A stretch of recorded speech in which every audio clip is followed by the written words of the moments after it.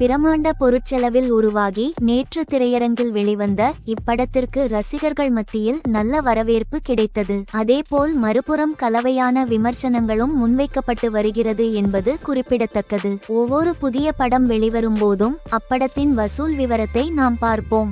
இந்த நிலையில் பராசக்தி திரைப்படத்தின் முதல் நாள் வசூல் குறித்து பார்க்கலாம். பராசக்தி படம் முதல் நாள் உலகளவில் 25 கோடி வசூல் செய்துள்ளது. இதில் தமிழ்நாட்டில் மட்டுமே 14 கோடி வசூல் வந்துள்ளது.